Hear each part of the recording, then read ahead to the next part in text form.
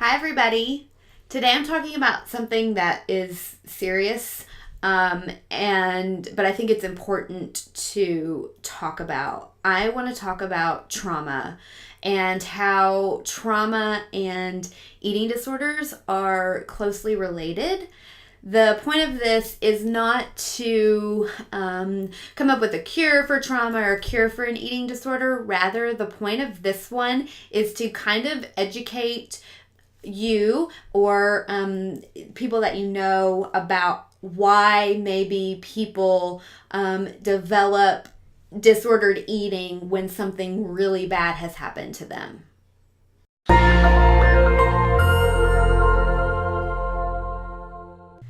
So I've done some videos on trauma before, so I don't want to get into what a trauma is and what a trauma looks like, but essentially something has happened to you and someone violated you, you experienced something awful, and now you're feeling really, quite frankly, for lack of a better word, shitty about it. Sorry for the language, but you feel awful.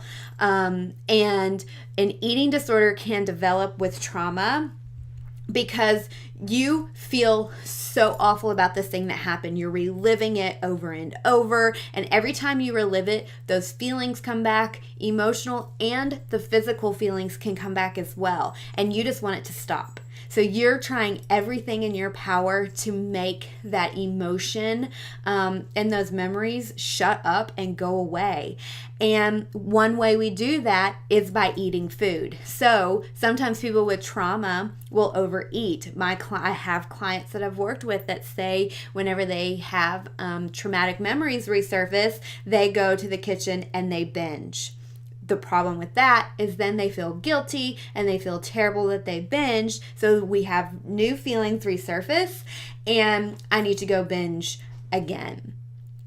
Trauma causes you to believe you're flawed, you're broken, that you're ugly, you're fat, you're no good. That I've had clients say to me that they believe they deserved what happened to them. And although none of that is true, if you've been traumatized, you're having a hard time believing that, but none of that is true. And so when you believe those things, that impacts your behavior. So you're making choices that support the belief that I'm fat, I'm ugly, I'm no good, and I deserve these bad things. So I deserve to overeat because if I get fat, then no one's going to want to hurt me or touch me in that way ever again. I've had clients say that to me.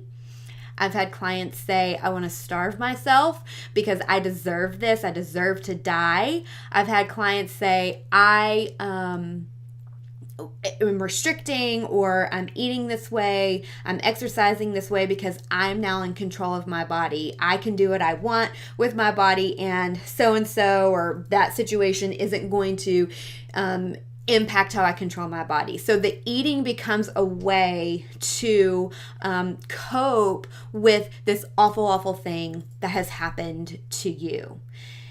Eating isn't the only way that people cope with trauma. It's one way. And you may have an eating disorder and may have not had anything traumatic happen to you, but they are closely related. I see people with trauma that have eating disorders, and it's your way of trying to cope with this awful thing that happened to you.